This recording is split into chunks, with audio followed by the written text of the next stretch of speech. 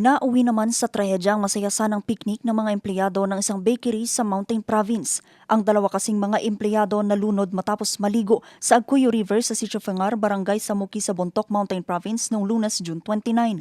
Kinilala mga biktima na sila Jeremiah Jimjim Binangin-Uy, 25 anyos at residente ng poblasyon Mangkayan Benguet, at si Jacob Tingtan, 38 anyos na residente ng Middle Quirino Hill, Baguio City.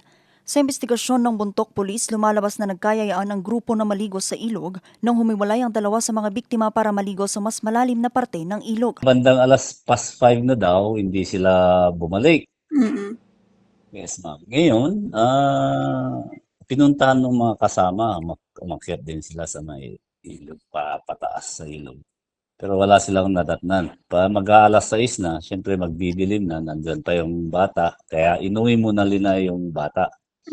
Tapos binalikan sila, ma'am. Bandang alas 7:30 naman ng gabi, iniulat ng kanilang employer ang insidente sa Bontoc Municipal Police Station na agad namang naglunsad ng search and retrieval operation. Pasado alas 10 naman ng umaga kahapon June 30 nang makita ng isa sa mga katrabaho ang labi ng dalawa na nakalutang na sa ilog.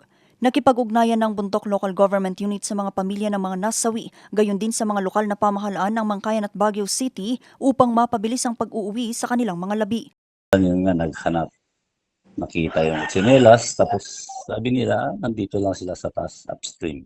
Pero nung nandun sila sa may medyo pusong na tinatawag namin, may naipon na tubig na medyo mataas konti lang pa.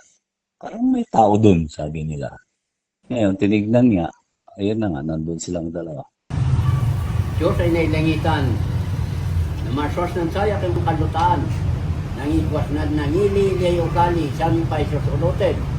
Samantala, isinagawa naman ang Palanga Kaubsi Uminuman, isang tradisyonal na ritual ng mga taga-Bontoc para sa paglilinis at proteksyon ng mga search and rescue responders matapos ang mga trahedya tulad ng pagkalunod at aksidente sa kalsada.